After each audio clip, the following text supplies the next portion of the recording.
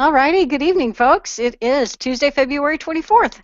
This is the Refinery, where grassroots organizations come together to explore the best ways to make conservative messaging work to reach and influence more people. We're live via Google Hangout and text chat every Tuesday at 8:45 Central Time on therefineryshow.com. You can go there any time of the day or night to watch, listen, and subscribe to the show via YouTube or many podcast opportunities. There's also plenty of opportunities there for you to provide us with feedback. We would love to hear from you topics that you want us to cover, whether you like JD's shirt or not. We like the color. He initially, earlier, was not wearing a shirt that contrasted with the background, and it was kind of bizarre, so we got a wardrobe change out of this guy today, so that was pretty cool. So I was wearing a shirt that supported one of my friend's companies, and instead I wore a shirt that supports another one of my friend's companies. So I'm supporting my friends all over the place tonight. Well, and it would have worked last week when you had the green background, but today you have the beige background, so a beige shirt just didn't exactly work. I know. I didn't want to be a floating head. Talking head, later in the episode when we're talking about the Oscars, we will talk about your own little red carpet faux pas with the whole coloring thing. So we'll bring it back up and taunt you some more another time. Thanks. Yeah. Okay, I skipped past the introductions just so that I could comment on JD's sartorial choices. I am Leslie Price with the Conservative Union, joined with Ryan Bigmore, also of the Conservative Union, and we also have JD and Felicia from Free Radical Network. And I'm sorry, brain freeze on that one. How many departments? We've only been doing this. How many departments? Doing this show for a year. 3 departments. Wait, we've got 3 groups that come together. There's the Conservative Union and the other ones that don't really matter because they aren't me. Thanks, Rick. And last and definitely not least, we have Corey and Andy from the Party of Choice. Okay, tonight we have. And it's Corey's birthday. It is Corey's birthday. That's right. That's right. Okay, wait. I can do the clapping hands for her birthday. Yay! Corey's birthday.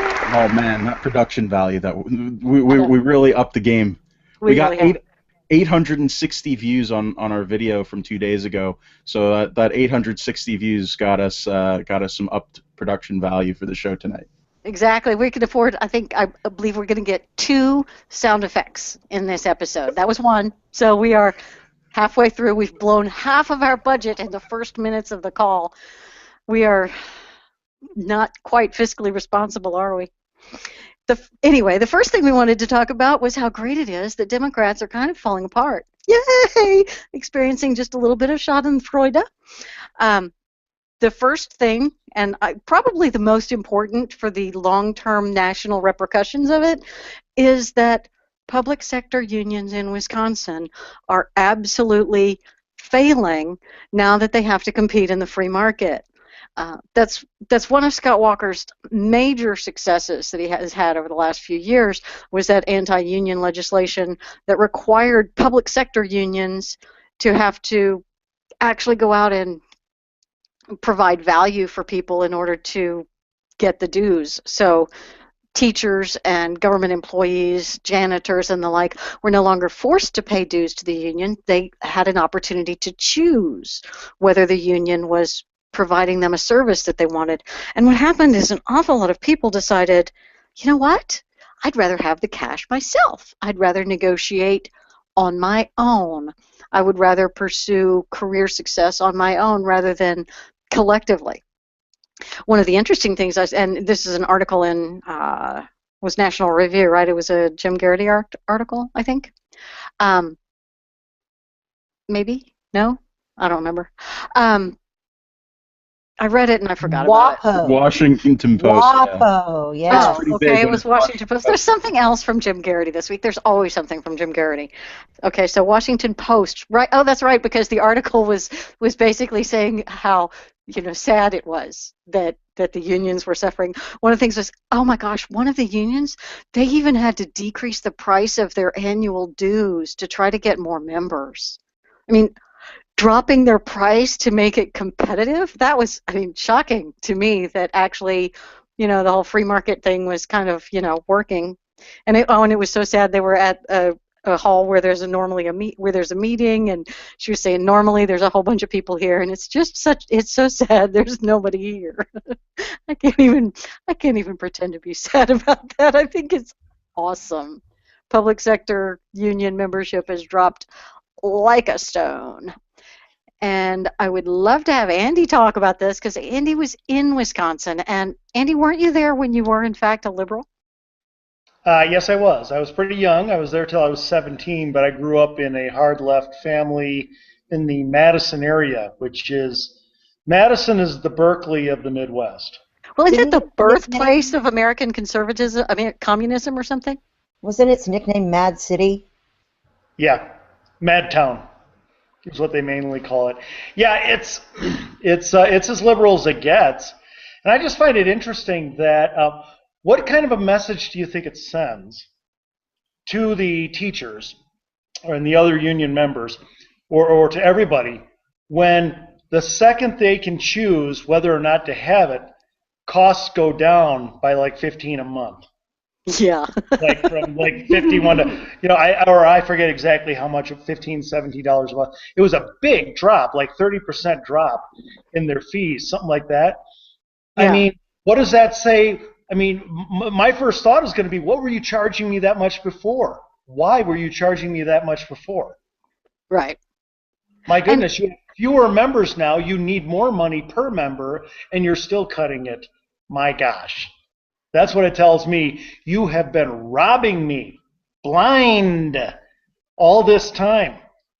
I'm loving this. I'm loving it. You guys got to understand, I grew up in leftist academia. My dad was my principal, and he actually suspended me once. So this is like, revenge. And except you totally deserved to be suspended. I sort of deserve to be. My wife judges me, because it's her birthday and she can do what she wants. Uh-huh. But ordinarily she would never raise her voice in that tone. Because you subjugated her so thoroughly, because you are a good conservative man. Exactly, and I generally hide in fright. But what's going? Here's the thing, guys. I grew up in leftist academia, hardcore union family, hardcore Wisconsin education union members. Okay? These people are monsters. I don't care how that sounds. Okay? I am now, saying Obama doesn't love his country, whatever. I really don't care. Okay? These people don't want people to be able to choose whether or not they're in the union. They don't want people to be able to, they don't want people to be able to choose where they put their kids in school. They don't want people to be able to choose anything. And now they've had that taken away by who? The people. It's like Animal Farm. They took over, and then the people overran them. And I'm loving it. I'm on a Rocky Mountain high right now, and I don't smoke weed. It's incredible. I feel this is like the day I got married. I haven't had this joy since then. Okay, this feels wonderful. Wonderful, wonderful, wonderful. And reading all through it and all about their pain and their suffering and all this kind of stuff, all I can think about is, no, not that I'm glad you're going through pain, but I could think, my gosh, after all you caused, all these people, all this time, all the choices, all the freedom you ripped out of people's hands and enjoyed every second of it, now you actually, for the first time, have to compete for those union dues, and you can't cut it, and you're whining. Good. What I love, there's a couple of quotes in the article that I've linked in the chat for people. From one of the members, or former members, if you do a good job, everything will take care of itself. The money I would spend on dues is way more valuable to my family to buy groceries. And another quote from a reading teacher in junior high and high school level, unions are just not something I concern myself with. That's interesting. He says, I just look to keep improving my teaching in the best way I can and try to keep my nose out of the other stuff. Wow, so all of those days of parents who had to figure out something to do with their children because the teachers had closed down the schools, and all of the taxpayer dollars that had to be spent to clean up after the destruction that these teachers wrought there in Madison during all of the strikes and everything, and how super serious it was, and it was the end of the world. And when it all went away and they lost, there were people like, yeah, well, never mind, I don't really think about unions that much, and I just mind my own business now that I'm not part of the union. So is he saying that the unions are Batinskis, and they're nosy Nellies, and they're trying to control people? Well, I would think so, and I thought it was really telling at the end of the article where it was describing the conversation that was going on at this union meeting. They were trying to get teachers to respond about health care, and they couldn't even get the teachers to send back a survey. So that tells me that they just don't care. But also at the very end, one of them was saying that we have to walk, that's why we had to walk out, that's why we had to bang our fists on the table, because that's the only way we get our way. That's the only way people listen. And I just loved this comment that this teacher made, and she goes, sometimes I think that's why they came after us, because they thought these teachers were too demanding.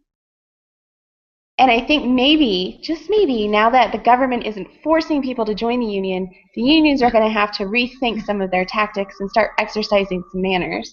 Oh, but honey, you got to read the next response. The first teacher again says, we had to walk out, pound our tables and all this, and the other one says, hey, I think acting like that is why they thought we were too demanding. Please give the response of the first teacher to that one. She said, no, we have to fight. It's for our students. BS! Where's the BS detector? It's not for the students at all. They did it for the children, guys. Yes. Come on. They did it for the children. I would have used the gong sound effect, but I didn't want to go over the budget. Folks, we have to keep in mind the reason they derailed in Wisconsin is because people saw them on TV and saw what they were like. They were mobs. I have had, well, I'm on air, so I'll simply say people close to me in the teaching profession to whom I've said, you do realize that you're taking tax dollars from people of all beliefs and teaching only one side, right? To which they said, yes, I consider the classroom my pulpit. Okay. Wow. And I'm supposed to feel bad. Narcissistic twerp. Well, when you're all powerful, when you don't have it. Look, if you don't have a competitor, you're all powerful. Okay? Yeah. You have a guaranteed source of revenue. And here, they don't want the whole thing was about collective bargaining for teachers, right? They didn't want to lose their right to collectively bargain. And what I kept saying was, hey, look, that's fine for private unions because their customers have leverage too. You want leverage, but your customers have it. If GM's union at the auto workers, if they go on strike and they strike for higher wages and higher benefits and so forth, okay, that's going to drive up the price of the car, but that's okay because their customers can choose to buy cars somewhere else. Okay?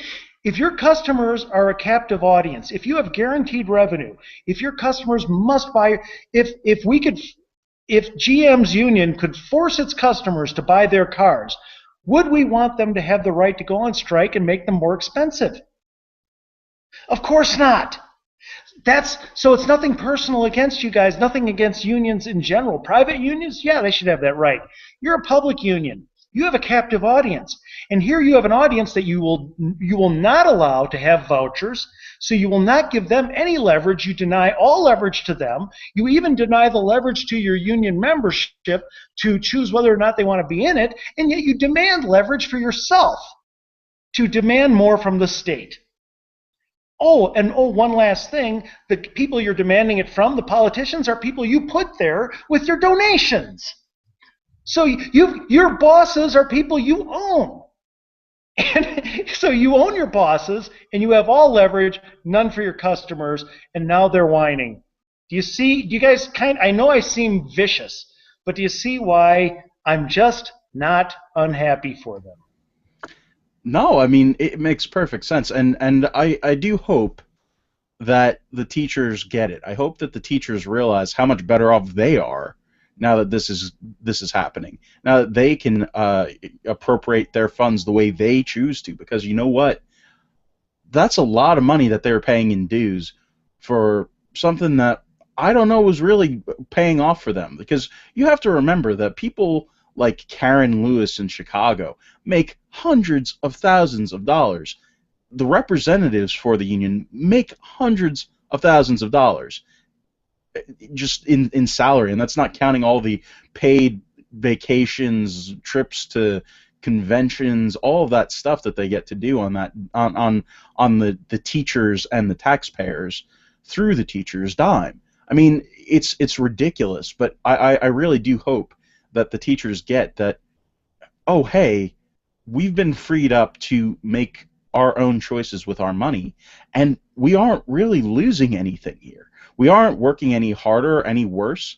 You know, it's not a worse situation for us, and you know, we're actually able to take that check that was already going to be deducted from our paycheck and spend it towards stuff that we want to spend it on. Yeah, well, they essentially got a raise, and when you look at the numbers that are cited in this article, it says that the state branch of the National Education Association used to have 100,000 members, and that's dropped by a third. And then also that the American Federation of Teachers, which is organized in the college system, that has dropped by 50%. Those numbers are huge. When you think of the union dues that go directly to Democrats in campaigns, this is in Wisconsin an enormous drop in campaign revenue. Now they're still doing well, the Democrats are, because of all the out-of-state money coming in, the hate Walker money. But they're doing the rest of us a favor because that money's coming in from all the other states. Okay?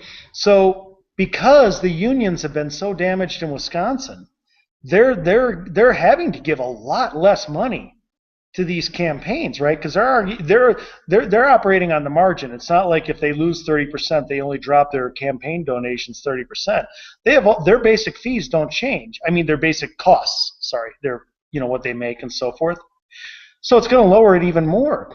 So that means that tons of the money to go after Walker and go after Republicans in Wisconsin is having to come from out of state and from our states. Scott Walker did a favor for the GOP nationwide. Absolutely. I mean, and proving that could be done. That's a huge thing.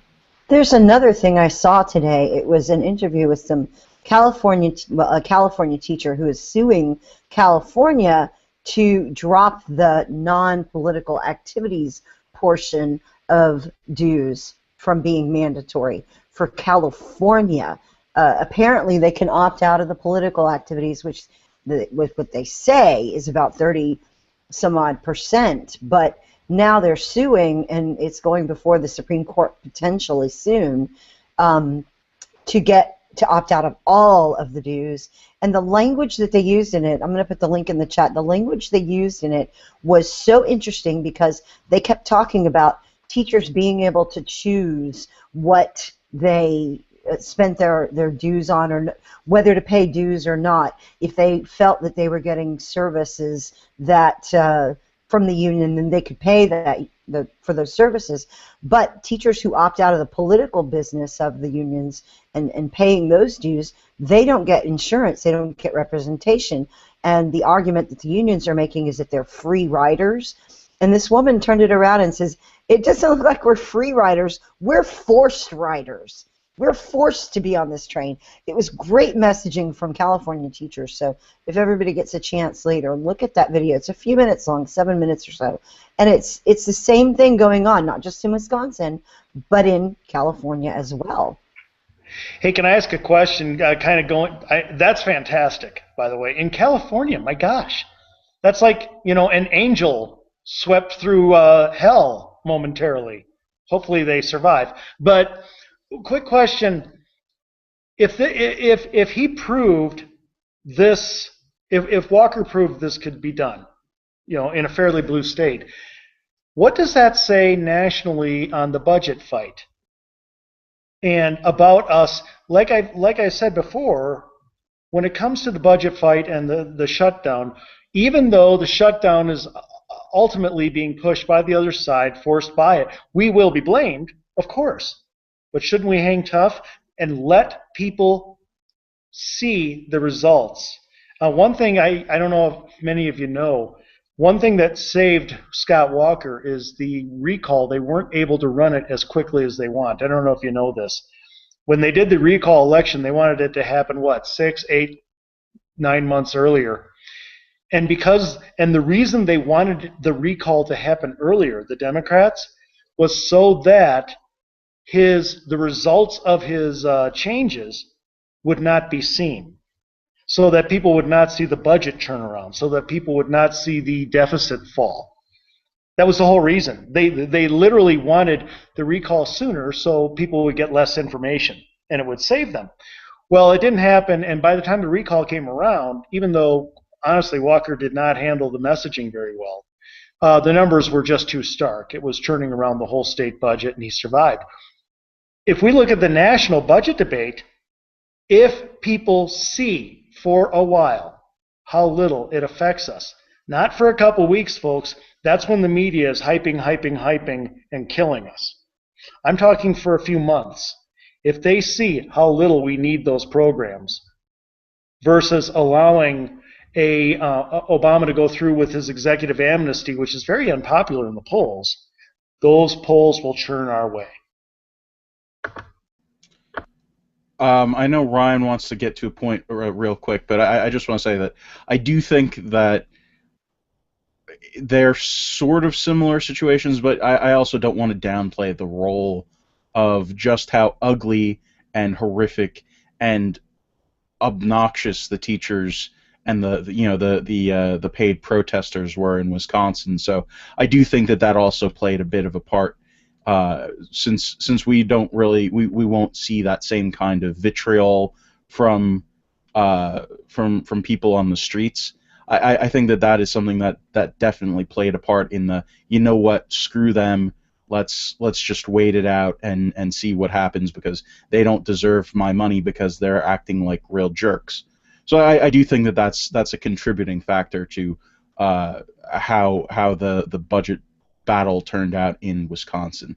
So there you go. Ryan, you were going to say?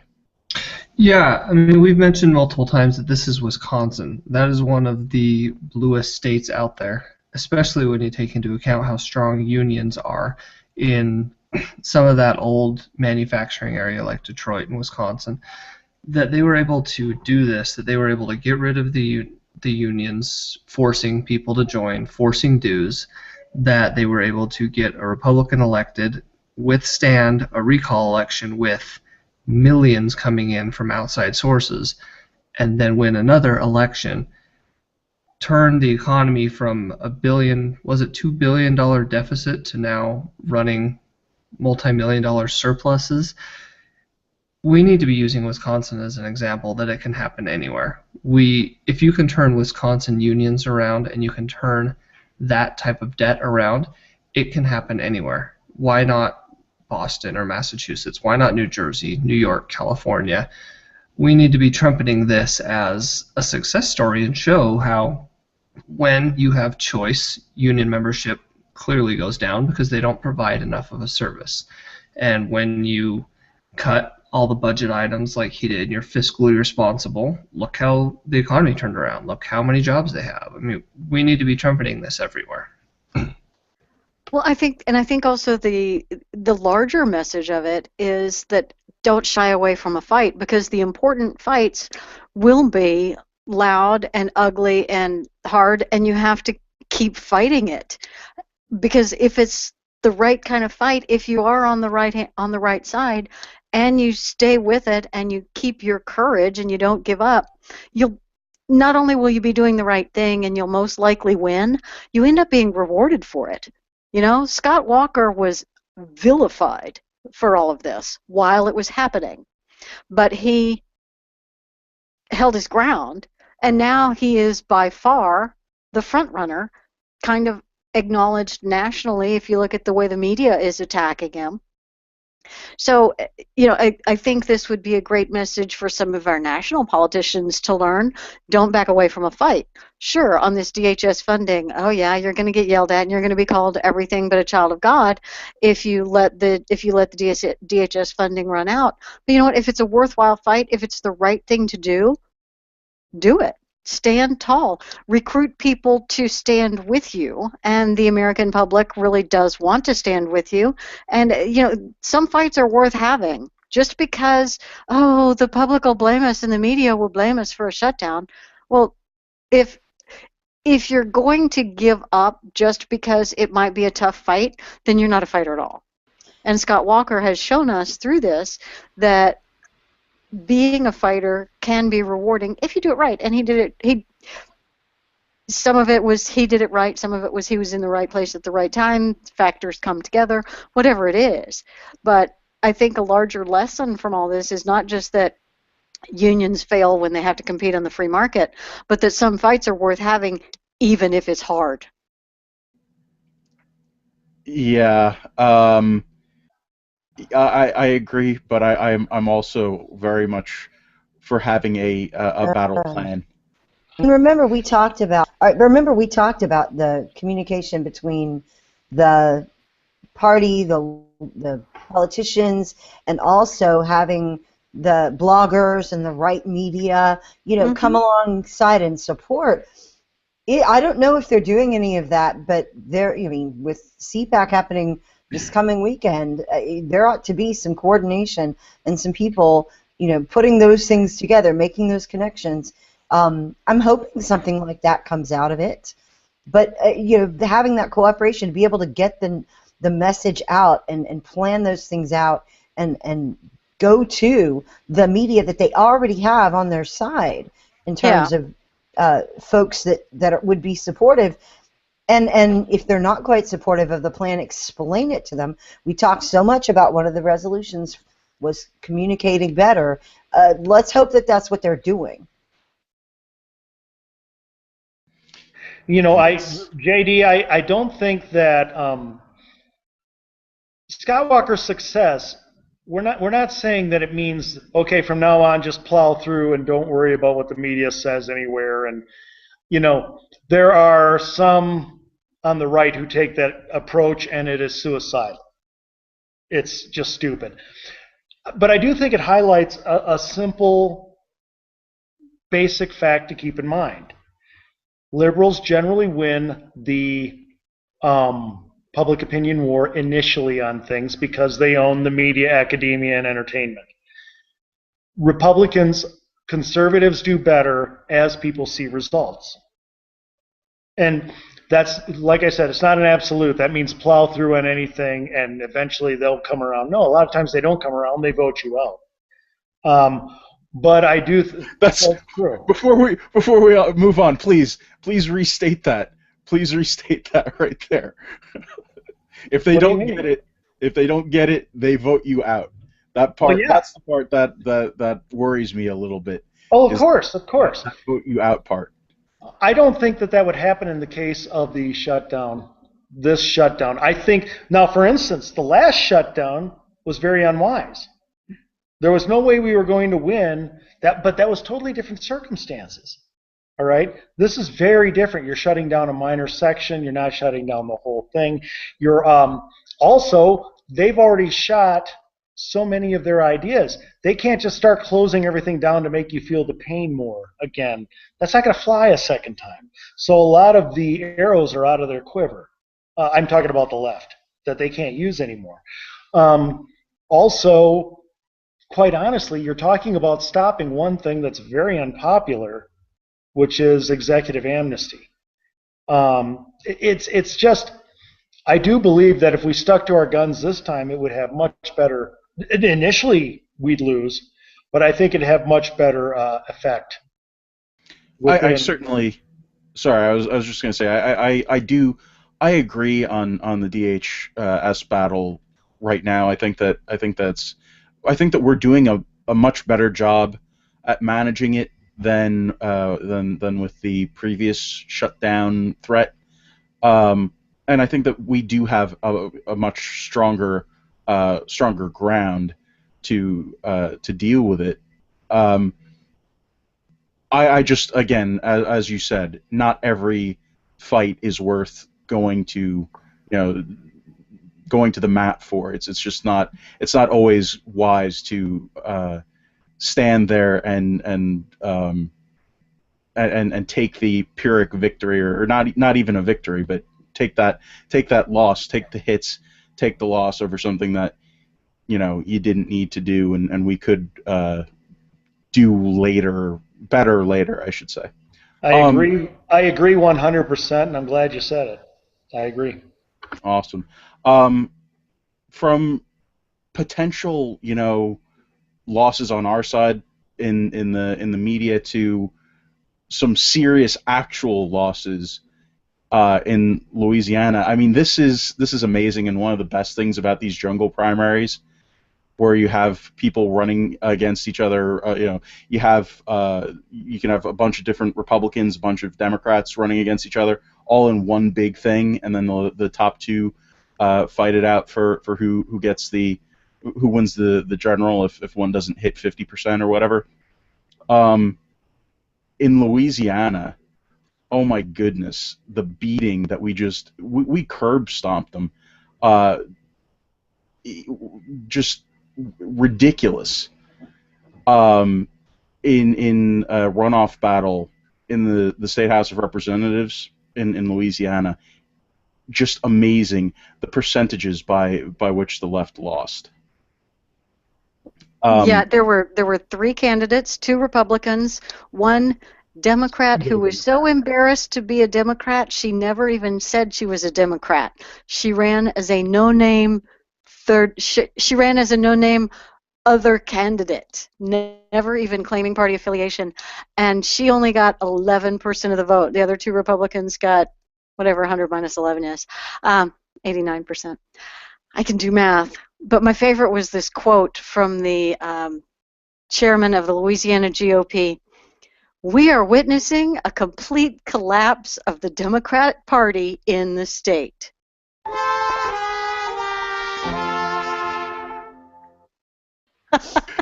All right, and that's the sound effects budget right there. It's gone now. We're done. This was not. Hey guys. Let me cut this out real quick. This was not a race in which there was an unknown Democrat that was thrown in there to, hold the place. This was the former communications director of the Democrat Party of Louisiana. This is a person with connections. This is a person with some potential backers from that party that should have been involved in this. And she wouldn't even put D after her name in order to run. Right, and that's why the GOP chairman says that's a complete collapse of the party in the state. I mean, they're just done. Louisiana Democrats are donezo, done. Bye-bye. See ya. Hey guys, let me ask you something. I understand it's a southern state, but while we're all raving about what Scott Walker has done, Bobby Jindal, the dominance he has brought to the GOP over his performance, and Bobby Jindal's performance in Louisiana, if you look at the last several years, actually I think exceeds Scott Walker's. It is off the charts. Yeah, he's pretty so awesome. Good. Pretty amazing. Right. The dominance he's created in his state, do you think this makes him a legitimate contender? He's a personal favorite of mine, I'll be honest. He's one of my faves. But do you think this makes him a legitimate contender when he does throw his hat in the ring? Absolutely. Absolutely. We've got such a deep bench of great Republican governors who can step forward in really any capacity, and hopefully I would love to see this all become a great team of rivals after it's all done, because I don't really want any of our POTUS candidates to fade off into the sunset. I would love to have, the top guy becomes the president, and then he keeps the other ones around to advise and be, heads of departments and stuff like that. I really would love to see that happen. And I would love to see that happen in getting ready for the primaries, the debates, and things like that, that Right. they go into it with that mindset that, I'm going to fight like hell to get this position, but I am not going to burn the whole house down of all the other people who I'm going to need to help pull with me when I've won and we're ready to go for the whole thing in Right. the general. And that is, I'm reminded of that because we learned today that Hugh Hewitt is going to get to moderate one of the GOP debates. So Actually, no. I think Jake Tapper is going to be moderating. They backtracked on that. Hugh Hewitt is just going to be one of the people asking questions. It's better than nothing. right. Hey, I'd take Jake Tapper as a win. I mean, right there, Yeah, Jake sure. Tapper with Yes. I have huge respect for Jake. Yeah. I'm signed up for that. That's so much better than what's his Yeah. face, Snuffleupagus, posting it one of them the last time, and we had to hear about condoms or something. I don't remember Yeah. what it was. Yeah. It was spent 5 hours on prophylactics. It was not a serious debate. But yeah, we have a really strong bench. I mean, I don't want to jinx it, guys, but we could actually They're all go really through. good. We could go through some candidates here and still have, seriously good candidates. We could have skeletons falling out of closets and still have people left over that would be really, really decent candidates. And Bobby Jimbo's I'm not at the my top of my person. list, but Well, my personal pledge on all of this, I don't want to be talking about POTUS candidates at this point. I will happily talk about how great all of them are. Other than that, I don't care. I don't want to say this person would be better than that person for POTUS. I'm all about just promote all of them for the great things that they do, and counsel them and reprimand them when they do stupid stuff, but mostly from the standpoint of, okay, now is the time for you to be making your mistakes and get better. I'm going to try not to be tearing them down, but try to build all of them up because they each have assets that they can bring to the table. you know what I'm hearing there? I'm hearing Jeb Bush 2016, Leslie. That's what I'm hearing from you. Sure. That's what I'm hearing. Those are the words that you just said. I like anyone except whoever Leslie likes. You just keep pushing them. That's balance. That's balance. And I like that you said that, Andy. Well, yeah, it is balance, and it's open-minded. And anyway, I will say this. Let me make one quick prediction. The guy right now with the big convention happening, the guy who this is his stage, this is where he could make a jump, is Marco Rubio. I mean, he will make a better speech than anybody else, or I will be shocked. So I'm not saying I'm not rooting for the guy. I'm just saying I would expect that. This is his stage. We got a little bit far afield off of Louisiana local politics, but I did want to point out, Ryan reminded me in our internal chat that there were, I think, 4 races that were up. 3 of the 4 went to Republicans, and in one district, the Democrats didn't even run anyone. And that's not like a Republican district a strong Republican district where Democrats don't usually run. Those were districts that are balanced or Democrat leaning, and they didn't run anybody. No, it says Democrat voters outnumber Republicans by a 2-to-1 margin in District 49. Yeah, the Democrat Party failed to even run a candidate. Yeah. Well, basically, at this point, Louisiana is going to outlaw Democrats and have them all deported. They're going to be declared illegal and starting to live undocumented Democrats because they take the D off of their candidacies. And she already did it. She led the way. And so in reporting on the failure of the Democrat Party in Louisiana, would that be why the people on MSNBC are crying? Or are they crying because their network is going down the tubes? And that brings us to our third major topic, which is laughing at MSNBC. Or wait a minute, was that not very charitable of me? Brilliant job. Nice transition there, Leslie. We're going to discuss the challenges that MSNBC is facing in finding an audience. And let's just talk about Ronan Farrow son of Somebody. Son of old Blue Eyes. He looks so much like his daddy. It's really uncanny. And isn't he the one? I was hearing this on the radio earlier. On like his 7th day of being on TV and his 7th day of being really horrible on TV, he won some sort of fabulous broadcaster award. I mean, it was basically his version of the Nobel Peace Prize. And now he's gone. I don't know. He won something, but it was just like this guy was hailed as the new hope. You know, the guy who would be Chris Matthews and Keith Olbermann and all of those, Dan Rather, rolled up into one awesome, sexy package of Democrat liberal awesomeness, and it didn't work. Did you just call him Ronan Skywalker? Did I do that? A New Hope? I like the tie-in. Yeah, except for the thing that he actually... He also said the word sexy in reference to the word Ronan Farrow, and that deserves an over-budget extra sound effect. Don't ever call that guy sexy. He's just too stupid. That's coming out of your pocket, Leslie. Yeah, seriously, that's... Man. I used private... Those were private funds that I had. I gotta say this. Would not have allowed that, just for the record. I'm not paying dues anymore. But you see, the sad thing is, I'll find out I'm the only one who was. But that's okay. Have you guys noticed that that MSNBC and some of these places, these liberal broadcasters, are starting to look like the Democrat congressional bench, thin. I mean, when I was growing up, Democrats were all the rage. They were everywhere. They were super popular, both on TV and they had a deep bench. They had 20 candidates coming for every one. Now they got nothing. I mean, my goodness, I'm hearing crickets down the line. I've never seen anything like this. Let's be clear here. What's been going on though?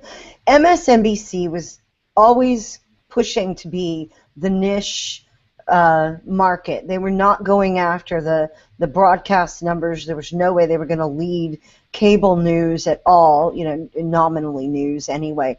But what they were doing and what they were about and what they were very well positioned to do was take people that they had that had the right views for the left and put them on a show, but it didn't matter how many people were watching, except to maybe dealing with sponsors, but they had a parent network that would help cover that.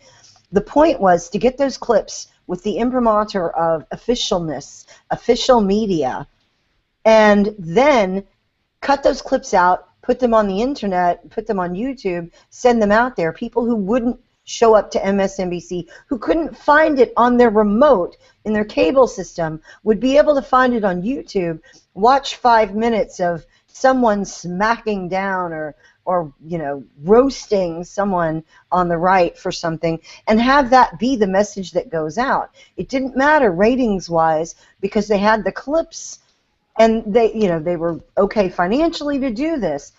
But what seems to have been happening is, though, their content isn't even consistent enough or good enough or creative enough to get anybody to watch the clips. I don't know.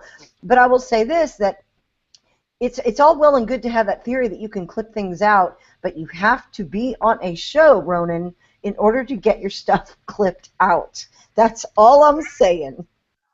In their favor, I mean, in their defense, it's very hard to find them. I had to bounce the signal off of several satellites, and I think Saturn. And, it wasn't easy, and I finally was able to see a grainy picture from MSNBC of somebody crying. We actually had more hits on our clip from 2 days ago than they've had in the past week. That's not true, but it would be nice if it were true. But one of the things that we were really wanting to talk about here is not just how much of a failure that MSNBC is, and it's nice to talk about how much of a failure MSNBC is because, I mean, they're the other team. That's it. it is what it is, and they are really this is coming from an article on the Daily Beast that basically what they were doing was they were playing the Fox News card.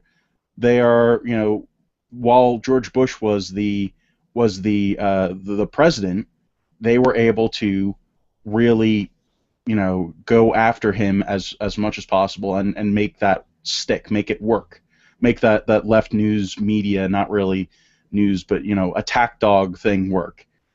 But now that's not working because we've had 8 years of Obama and it's been awful, and they have no viewers. He had a horrible show. They fired a bunch of people, and it's because they can't sustain it. They can't support their channel the way that they're going right now. So what they've said that they're going to be doing now is they're in the rebuilding phase. They've determined that their franchise is not doing so well, and they're looking for some new draft picks, and they're not playing the same game plan. They fired their coaches. They're going in a completely different direction now, or at least allegedly that's what they're doing. They're trying to shed their skin and go after a broader base of people, sort of try and out CNN, even though we've already discussed a couple episodes back that CNN is also extremely liberal news. But they saw what they were doing is not working, and they are shifting in order to try and get more of an audience. They're trying to obtain more of an audience. And the funny thing, and that's cool. That's free market. Al Sharpton might lose his weekday spot and be shunted to the weekends. Oh, that's sad. So basically, he becomes the MSNBC equivalent of Huckabee. We've lost Huckabee but gained Al Sharpton. Are they going to be able to film the Sharpton show from? Are they going to be able to film it from tax debtor prison? That's where Sharpton should be. He should not be on TV. He should be in prison. World as it is, not world as I wish it to be. 5 million. I think that's a reality show that would add a really cool slant to MSNBC. I'm just saying, for him to do a show from prison would be kind of cool. Well, I imagine we'll be hearing him resist we much. Wow, very nice. Nice callback. I don't think they have any blueberry pie in prison either. But yeah, I mean that's it just goes to show that the left is not stagnant when they see these problems. They are actually trying actively to regain their former glory. They're trying to go and find new avenues to viewership and to relevance, because they know that they need this. They need to, squeeze as much out of the left-wing news media as possible, because otherwise they're sunk. I mean, we've talked about it here. How huge is that advantage of them having the media?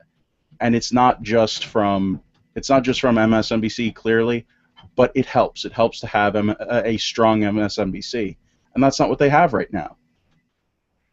Why do you think they're falling apart so badly? I mean, I understand Fox News has gobbled up a lot of the conservatives who used to, at least to a degree, watch the other networks before Fox became prominent. But even after that point, they've been falling. Why have they lost so much of the nation? I mean, not just them, but have you paid attention to politics in the last 7 years? We've kind of had this guy. No. Who was the president? Kind of is not doing so great, and we had these guys called Democrats in Congress and Senate that were also not doing so well, and kind of screwed up the country, and I mean worse than it was already screwed. And so you think this is as tied to Obama as like the congressional elections? I mean, you see it as a wave that's, I'm not kidding. I mean, you see it as a wave that's kind of sweeping everywhere. I think it's because people don't watch reruns that many times.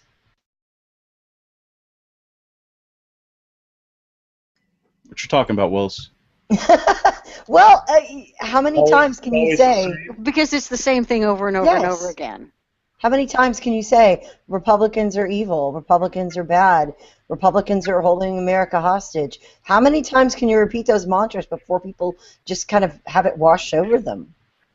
Well, I haven't watched any of NBC, and I don't watch any of the clips, and I just, because, again, I've seen it all a decade ago. It's the same thing. But in wondering if they're, as you're saying, they're changing so that they can reach a broader audience, are they falling victim of or pursuing some of the new trend on the left where they're attacking their own people for not being far enough left? I mean, do you suppose MSNBC is going to go that direction? No, Like the I people don't who think are so. attacking, Patricia Arquette and all of them, because that seems to be the trend that we're hearing now that's really getting social media attention and really getting a lot of focus and a lot of heat, is that now leftists are being attacked for not being left enough. Who was the guy we talked about last week who wrote the article about checking, no, it wasn't about checking your privilege, but he was talking about free speech, and then he got attacked for criticizing the left. And then you see, Patricia Arquette speaking as a good leftist about gender, about women's rights and women's economic justice. Well, and she's being attacked because she didn't also include women of color and non-women women and all of the super left people. Why doesn't MSNBC pursue that direction and go further left? Because that's where the action is now. That's where the action is in the activist circles, but you can't sell that. I mean, they tried with Current TV. I don't know that you can sell that. It's not. Tumblr is not something that you can really sell as a TV channel. I just don't. I don't think that you can do it. It just doesn't work like that. So they have to try and go the opposite direction and try to do some real stuff. But as you were talking about, I mean, this thing with Arquette opening her mouth during the Oscars and just spewing out what everybody on the right, I mean, all the people who I saw their Twitter feeds were watching the Oscars. I wasn't, but they're calling her out for continuing to talk about this ridiculous this ridiculous premise of the income gap between males and females, when there have been so many studies that show that no, that's not the case when you control for how women take their time off versus how men do. All of that stuff. Once all of those things are controlled for, the income gap disappears. So she was. And I think the gap is a lot bigger between the star and executive producer of a show versus, I don't know, the craft services person. I didn't mind the income gap is. I didn't mind that she went off on that because I just added 4 words at the end. So she just kept going. Women are underpaid. Women deserve more. Women should be treated better. Things have to change. And I just added the words "in the Middle East," and it just felt better. Oh, good one. That did. Okay. Would allow you to listen to it and not be so upset. Totally, it rang true for me, and I was like, "Yeah, baby." Yeah, you go, girl. The "in the Middle East" phrase was silent as part of that. That's that California accent. You can't really hear when she says "in the Middle East." I see. It's assumed. Oh, well, I'm not sophisticated enough to have assumed that, because I'm just a dumb Texan. Thank you for spelling it out for me. Now I'll listen to it and I'll hear it and hear that she said "in the Middle East." And makes what she said so much more sensible. I can agree with her now. Yeah, that's not why the left had a problem with her. The intersectionality. Okay, like this is another one that you can add to the list of words that liberal elitists use, because I mean that's who they are. I mean, like, it goes up there with that's what they get for their little Ivy League diplomas. cisgendered and Cisnormative. what's the heteronormative, cisgender? Heteronormative, yeah. No, what's the other one? The one dialectic. All of these things they love to Eminentizing the eschaton and all of that. All of these words that nobody knows or uses or cares about. Else. But yeah, they go through the motions on all of these phrases and stuff that no one gets. It's part of their whole tribe identity, exclusivity, pompous narcissism that they're into. They'll use these words. They're signaling to one another. Somebody who freely uses the phrase Patricia Arquette's spectacular intersectionality fail, and somebody else who understands that and knows where she's coming from. That's their secret club handshake. And it's stupid, by the way. It is. It's mind blowing, and people don't get it. So again, that goes back to why MSNBC is not going in that direction, because I think you need to define intersectionality for our audience. I'm not going to do that. It's another one of those ridiculous. Here's what intersectionality is. It means that you need to specify that it's not just, if you're talking about a broader group, you need to go and specify the subgroups. You need to go and talk about each and every person within that broad heading and make sure that their feelings aren't hurt by mentioning them.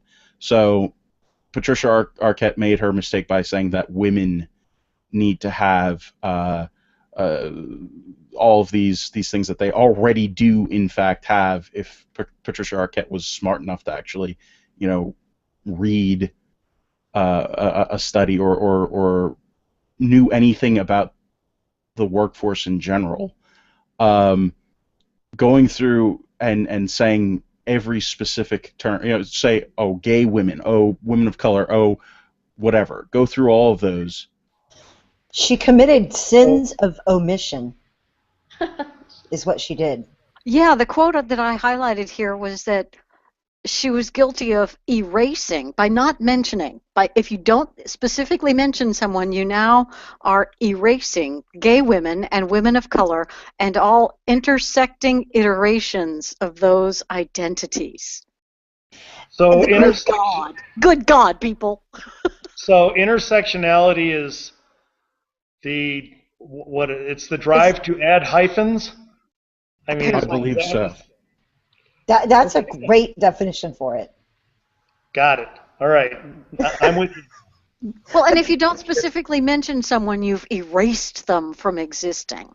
That's exactly the same mentality that says if government doesn't fund it, that's exactly the same as it being banned. Well, we are one hyphenation under God, so I think it's cool. I'm good with it. You said God. No. I'm adding my part. Oh, right. Now, the great thing about this, do you think this plays at all to Middle America? That anyone in Middle America, that the people that are the unpolitical, the apolitical, the folks who just live their lives and they're watching the Oscars and they're, hey, they're seeing some awards for some movies they might have seen, and then they get these headlines the next day instead of who wore what.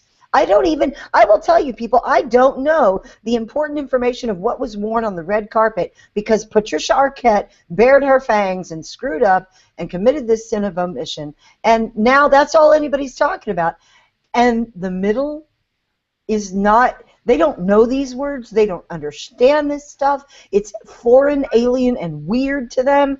I think it's lovely watching Hollywood, circle the wagons that way, thinking that they're going to, enlighten and increase and improve the discussion. And what they're doing is ending up going in a more and more tight circle until it's just going to be the few of them and everyone else on the outside. So that was a beautiful thing. What do you think the middle cares more about? The fact that the Keystone Pipeline got vetoed today, or that Patricia Arquette didn't a very, very say rich something? Woman was talking about how women don't make enough money or something. Right. Oh, yeah, you know what? My mom doesn't make enough money because she's out of a job. How about those people? How about those people who have to say that? Right. How about the people who have siblings, who have, you know, aunts, whatever? There are people out there who don't have jobs in this economy because of the policies of the Democrats and the president. And it's the ever-shrinking circle of Democrats, like Fishy was saying. And that's where a phrase from this article that was really cool was how we hear the story about Patricia Arquette talking about, you know, social justice and women don't make enough money for men. And conservatives just roll their eyes and move along. And the left goes ballistic. Well, the thing is, the conservatives represent the vast majority of Americans. Understand this, people. We are not the out group. The leftists are representative of an ever-shrinking pool of people, and our ideas, our gut reactions, our feelings about things are far more representative of America as a whole than we have believed it to be. We're so used to thinking of ourselves in the minority, and it's never ever been true, and it's even less true now that the left is taking themselves and shrinking their little group even further and further. So take heart. I got to say, though, you know, from my experience in the workplace for decades and break rooms and so forth, more people are interested in Patricia Arquette making a speech than they are in Keystone Pipeline being shot down until they vote, until it matters. So if you talk to them throughout the week, they're not going to be talking about Keystone. They're going to be, and it blows my mind, I know. It should be on everybody's lips right now. It's just insane.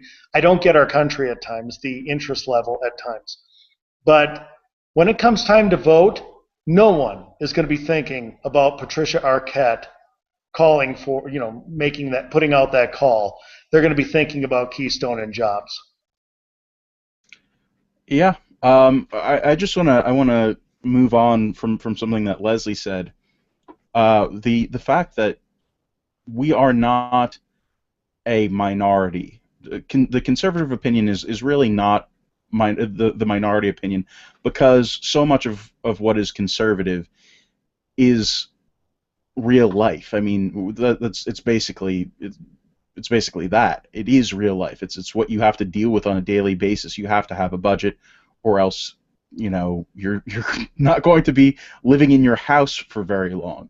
You have to have fiscal responsibility. You have to have all these things that you know, we talk about, we discuss on our side primarily. And I just want to shift things, still in the topic of entertainment, but you know, I saw a lot of movies last year. I saw a lot of good movies, and I saw a lot of movies with conservative values.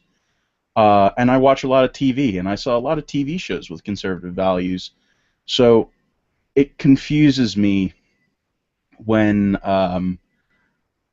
you know, I saw a response to the Oscars ceremony floating around on YouTube. It was part one of a two-part thing, I think, that PJTV did, with Bill Whittle was the host, and they had Andrew Klavan, and I can't remember who the other guy is. Andrew Malcolm, is that his name? I'm sorry, I can't think of his Roger name. L. Simon. Roger L. Simon. I'm sorry. I have my conservative people confused. Roger L. Simon and Klavan and Simon are both screenwriters. So you know, they've actually been in the business in Hollywood. And what happened was, what they did was they had sort of a alternative awards ceremony thing called the Ronnies, named after Ronald Reagan. I had a hard time watching it. It was a long video. I did watch it though.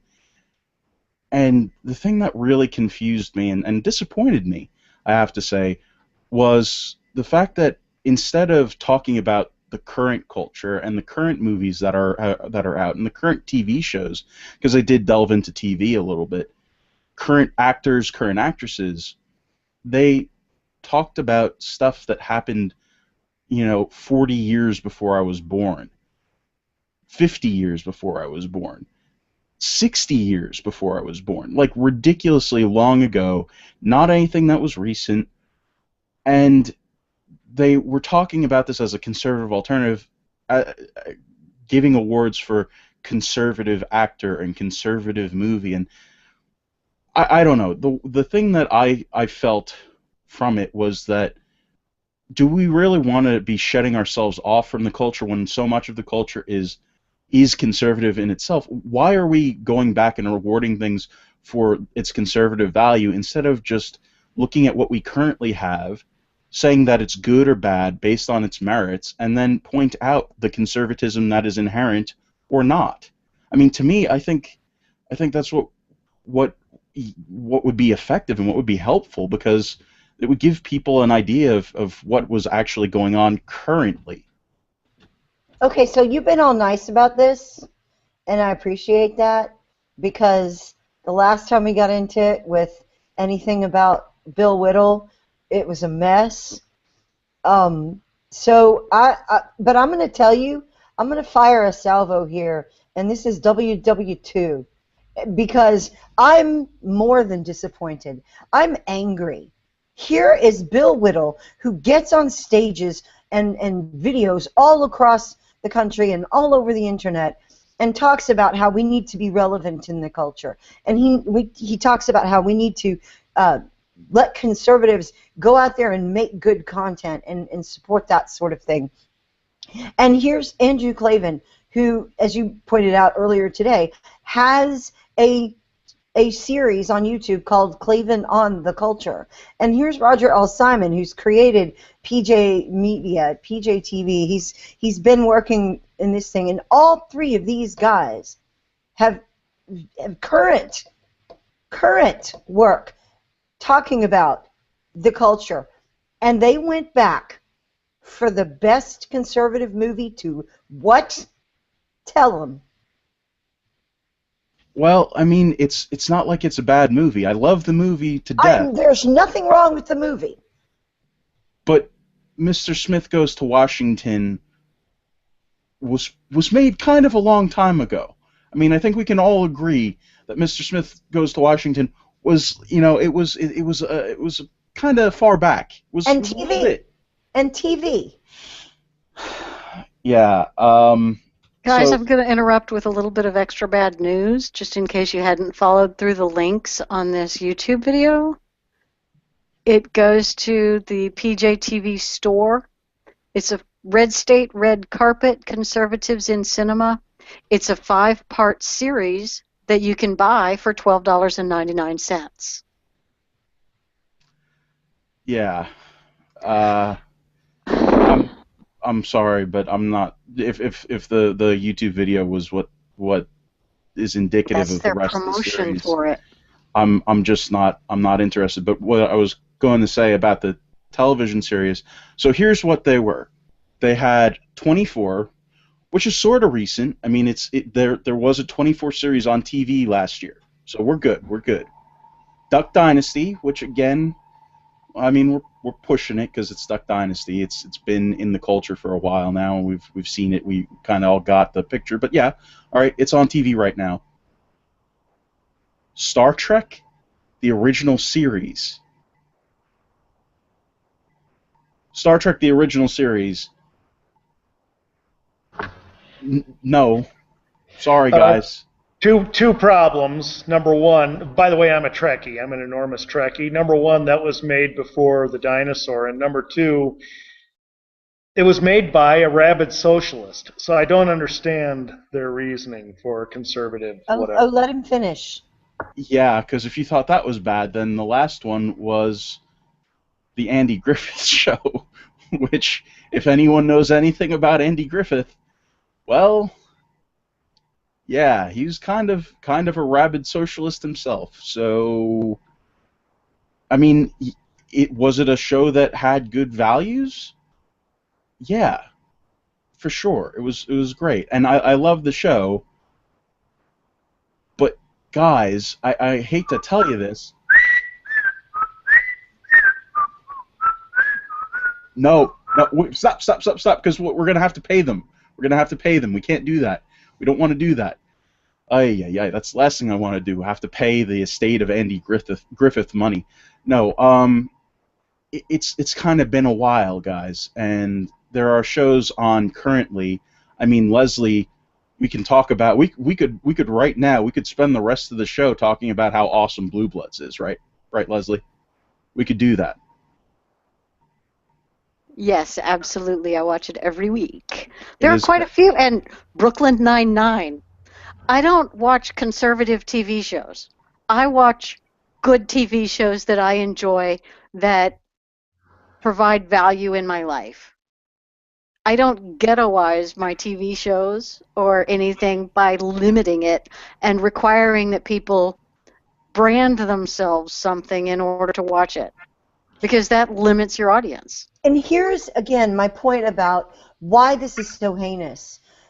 These guys know better, and they did this. And They called them the Ronnies, as though this was some, they were preaching to a very small choir of people who have, indeed, walled themselves off, who've sequestered themselves in conservative culture, in past culture, in nostalgia culture.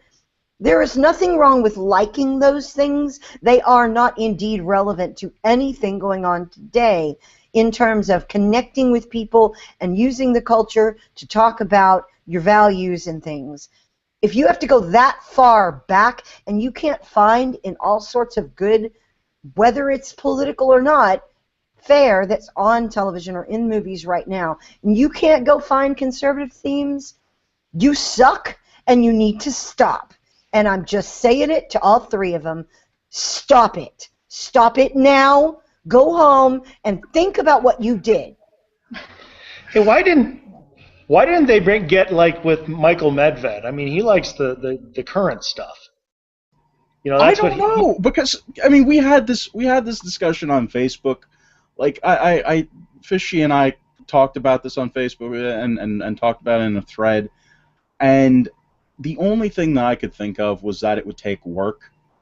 I mean, everybody already knows these things about these shows. Everybody already knows 24 is a conservative show. Everybody already knows that there are good family values in the Andy Griffith show. It's not going to shock anyone. It's not going to shock anybody that there were some really interesting themes in Star Trek, or that Duck Dynasty has brought a Christian theme to TV in the form of a reality TV show or whatever. Like, it's low-hanging fruit is what it is, and it would take some work and some investigation of the actual current culture to find out that there's stuff like, Captain America Winter Soldier out there that came out last year that was actually a really good film. Or, stuff like, I don't know, I mean, go through the list. There are tons of movies. Pretty much any movie that has a good guy in it has a conservative theme. You can go through it and take a look, and there are serious conservative themes there that these guys should be able to find.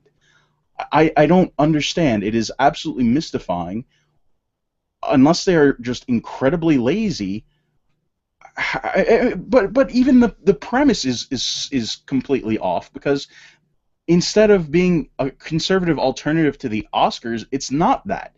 What it is it's a conservative reflection on the past 80 years of cinema and television, and not really talking at all about current culture. So it's a misnomer to call it a response to the Oscars, because it's not. It doesn't do that. It doesn't talk about what happened in Birdman, and was Birdman a really good film, or did it deserve to be the film that won the Oscar, or maybe American Sniper. Did Bradley Cooper get snubbed? Was the performance of Bradley Cooper in American Sniper better than that of Michael Keaton in Birdman?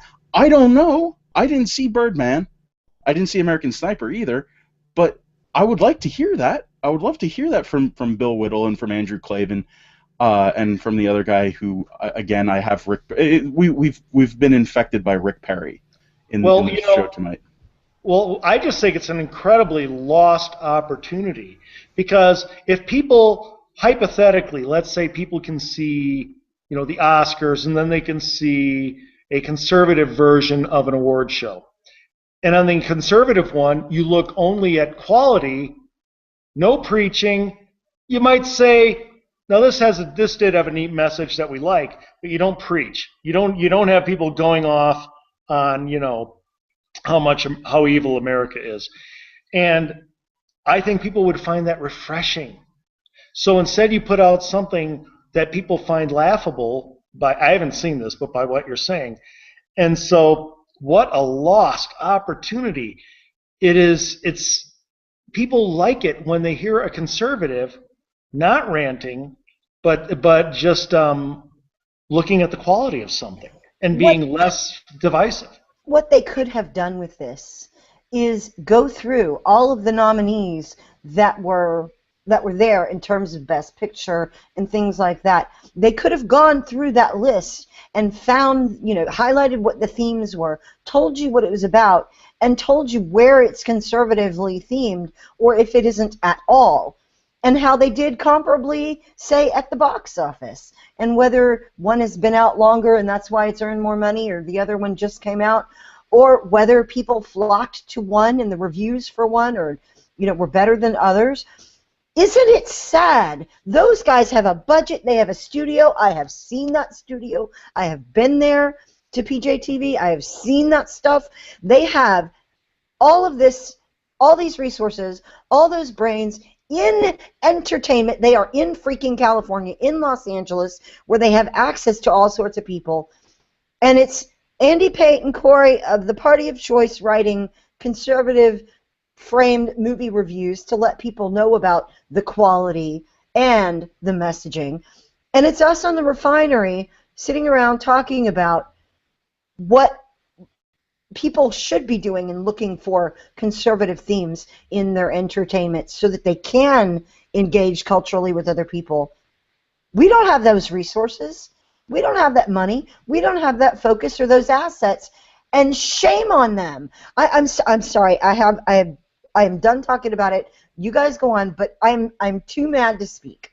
I'm seriously angry.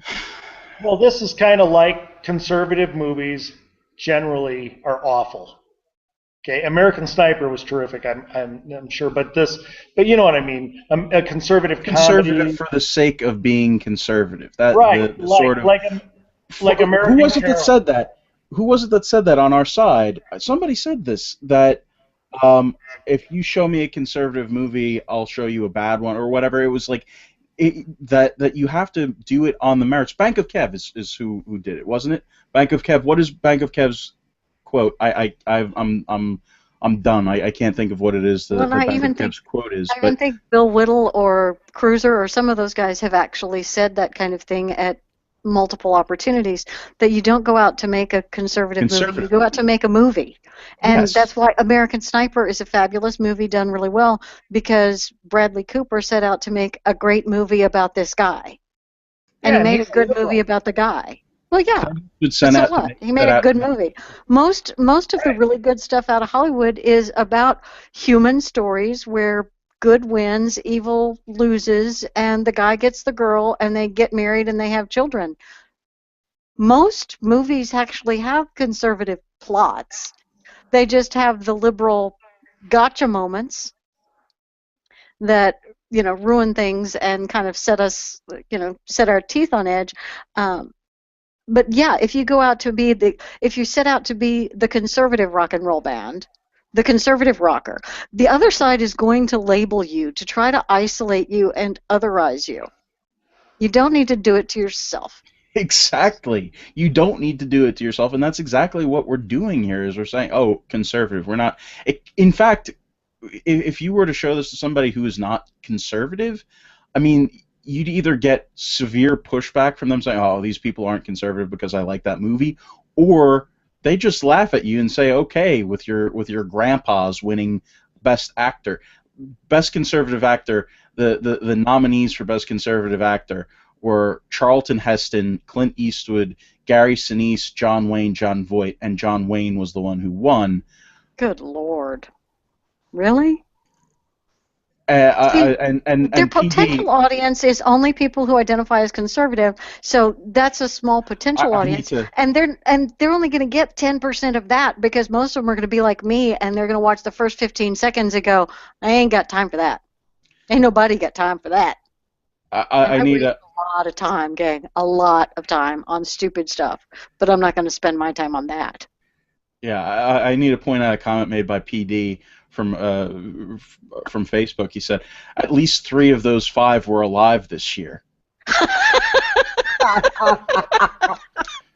So, I mean, we got that going for us. At least Clint and Gary and John Voight were alive this year. Charlton Heston, not so much. John Wayne, not so much. And the winner, John Wayne, I mean, he's been dead for kind of a long time. Kind of. So, super relevant. Super relevant. You know, I gotta say that's gonna bring the youth vote right to our doorstep. Yes, I gotta say this really quickly. I saw a couple of weeks ago a little film with Brendan Fraser and Vanessa Hudgens called "Gimme Shelter." It was one of the most well done pro-life movies that didn't beat you over the head with it. It's the story of the struggle of this girl who's raised by her, I don't know, junkie prostitute, probable mother, and she's been bounced around from foster homes back to her mother's house. Her father, abandoned her mother before she was born, and she finally tracks him down based on a letter he'd sent, and then, he's married now. He has a family. This is making him very uncomfortable. It's this wonderful story of the struggles that she goes through to bring this baby into the world. And, a young teenager dealing with this. It's a beautiful story. It's a great opportunity. But it's not pounding people over the head with pro-life messages. And it was so beautiful. And that would have been something great to highlight. I think it came out last year, if not late 2013. It would have been something great to highlight. And again, another missed opportunity. And I recommend it. It's on Netflix if people get a chance. So go watch that. Gimme Shelter. It is a really good movie. It's great to share. And it would have been a perfect opportunity to talk about life issues, poverty issues, all that sort of thing. And they totally missed it. Yeah, no, instead we need to talk about Star Trek and John Wayne and Mr. Smith goes to Washington and stuff, because we don't know about those things yet. I mean, we haven't heard about it. It's 2015, folks. We haven't heard about Star Trek, the original series, yet. It's not become a part of the zeitgeist by any means. They don't have parodies and references to even the most minute details of Star Trek making its way into current culture. Maybe we could go with something that's a little bit more current, more now, more today. Maybe I don't know. I mean, it's frustrating, and when we hear things like culture. I don't know how many times we're going to say this on the show, but culture is upstream from politics. Politics is downstream from culture, and instead of talking about the culture that is actually upstream of politics, which is the current culture, we want to talk about culture that is on a stream that was, way back there, guys. We've already passed that stream. That culture was relevant. It's upstream of politics for 1947. Right. Well, and as somebody who doesn't have a lot of time to watch a lot of movies, I'd kind of like to get some tips on some movies that do have conservative messages that are high quality, so that then I can watch them, and if I enjoy them, then I have a chance to start a conversation with somebody who maybe isn't into politics, but I can recommend the movie. And I know the messaging that's in it, which will maybe start a good conversation later. It's not hard to find conservative messaging. Choice, merit, consequence, good, evil. Look, these things are very conservative. All right. Liberal messaging is very simply, control, government, lack of consequence, lack of reward, and so forth. There aren't many movies that honestly push that stuff very much. No, they're It's not usually entertaining. Liberalism isn't fun. well, it's usually a conservative story with liberal sucker punches in there, and it's just nice to see a movie that doesn't have those kind of sucker punches in it. What bothers me, and I think what has got Felicia so upset about this, is the main thing about what PJ TV has done with this episode is they've squandered so many resources. They've been a very bad steward of conservative time, money, and treasure. They've wasted our time in making us talk about it, and anybody who watched it, that's time that they didn't spend growing the conservative movement. And the amount of money that those individuals and everybody who was involved in putting it together, that's money that isn't going into growing the conservative movement. It's huge missed opportunity. The opportunity cost of that, because we know that there are blogs that don't get any funding and that die because the guy needs to spend money, spend his time making money. If that couple $1,000 that PJTV spent on that, they had sent it to some poor blogger that's just about to quit because he doesn't have any money, they could have done a hell of a lot more benefit for the conservative movement. I agree. And I see this in conversation from last year after CPAC, the disappointment that you guys felt because it was an awful lot of time and an awful lot of money spent in a big conference and an awful lot of people together, so much opportunity, but there was no training of the people. There was nothing really of lasting value that anybody walked away with it. And there's just so much churn going on in the conservative movement that isn't getting things done. And we're actually working against ourselves on this kind of thing. And that's what makes me sad. The wasted resources, true. But if I recall, when you and I, Leslie, were in the Woodlands for a conference and Bill Whittle was up on the dais, I believe the words came out of his mouth that culture is upstream of politics. Oh, absolutely. Absolutely. And he knows better than this. He absolutely does. That's what kills me. And what bothers me and what's going to make me have a negative attitude about every single one of those people, did they sell out for the money? Did they just do this for the money? Alfonso Rachel is in the video, Bill Whittle, Stephen Cruiser, some people that I appreciate and enjoy and have looked to for their expertise and have gotten a lot from them. Did they just do this for the money, or were they so foolish that they thought this was a good thing? Either answer is bad.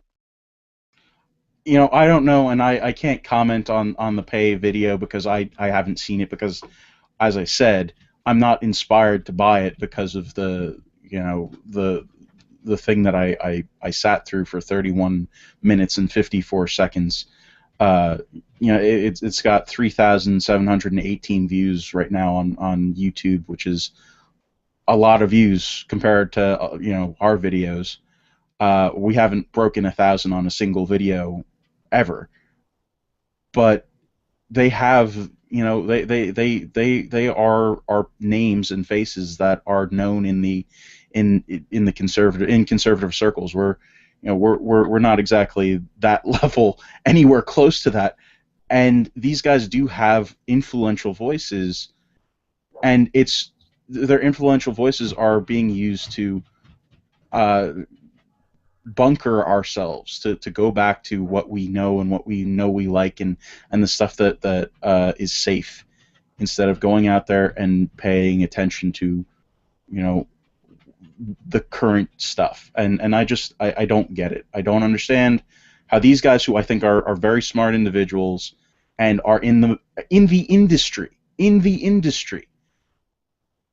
and they just ignored the current stuff that's out there for the Patriot, Top Gun, Sands of Iwo Jima, American Sniper was on their Achievement in Patriotic Films thing, and Mr. Smith Goes to Washington. and have Mr. Smith Goes to Washington win, which, again, is like 70 years old, if not older. Did you not like my idea above that instead of Ronald Reagan, they could use Newt Gingrich and give awards for the porno industry called the Nudies? Yes, for the best conservative porn parody. Yeah, that would be. It's about time we weigh. Hey, it's about time we weigh in. Okay, it's about quit living in your ivory tower. You're never going to reach the culture. That's it. I don't want to judge you anymore. I just had to say that much. Oh the my. Nudies. The Nudies, oh my. people. The Nudies. Just think about it. Kick it around. Yeah. That was a visual I didn't need, did not want, and am going to be scarred by for the rest of my life, Andy. You'll never be able to unenvision it, will you? No. All right. Enough, you two. Before we go, we are not going to end on a depressing note. I want to go through really quickly, just a second, this great story out of Mad World News. Roving bands of teenagers who get involved in doing something transformational in a neighborhood, fundamentally transforming it. It turns out that... Oh my gosh, how horrible, I'm scared. I know. Okay? So some homeowners in a neighborhood in this small area just south of Denver woke up and all the houses had been shoveled of snow in the middle of the night. A bunch of teenagers got together and just... Oh my God, did they have union supervision? They did not. Neither did they have permits. They left what about little OSHA? signs. Nope. They left little signs on the doors that said, "You got served." And that's awesome. let people know. They just kind of went in and did it, mostly anonymously. It was 6 kids that did it, decided to wake up and, 6 o'clock in the morning and go shovel the neighborhood, shovel all the snow in this one neighborhood. It was a beautiful thing. It got covered in the news, thank goodness. But it's nice to see roving bands of teens doing something like that. That's the kind of roving band of hoodlums that we can all get behind and appreciate. That's awesome. That really is great. I hope some businesses in the area become aware of them and turn them into roving bands of employees. Yes, as long as they can afford the minimum wage. Well, that's your neighborhood, so start knocking on those businesses' doors. That's excellent. That is excellent. And I love to have a happy, good note to close the show on, because we started out with good news and we went all over the good news, and then we went some bad news for a while. But then we bring it right back to people really are basically good, and we were knocking on PJ Media because we were disappointed and because we want them to do better, because we know they're capable of doing better. And it's all about, for all of us, it's all about getting better all the time. That's why we're here, to help each other and the conservative movement get better, which means we have to criticize ourselves and our friends every now and then. So Andy is private messaging about the nudies, and I know that was Andy. I know it wasn't Corey. Andy is really, really interested in this whole nudie thing. We're probably going to have to take the show offline because I think it's probably going to get a little R-rated around here. This is 2 weeks in a row that we're going to get caught by porn filters. I just want you to know. Well, yes, because of last week, the word for last week was bansterbaters. Here we go again. The word for this week is nudies. Can we end the show? Can we please end the show? But see, if you said nuties in a British accent, you would need to put the T in so it wouldn't make the joke. Yeah, see, bansterbaters was good with the British accent, but nudies doesn't work. Nuties. Doesn't work with... The nuties. No, yeah, see, it doesn't work. It's the nudies. It's the nudies. All right, just to save poor JD from embarrassment, we will end the show. Thank you guys so much for listening and chatting with us this week, and we will see you guys back here, same duck time, same duck place, next Tuesday, 8:45. Talk to y'all later. Thank you. Bye.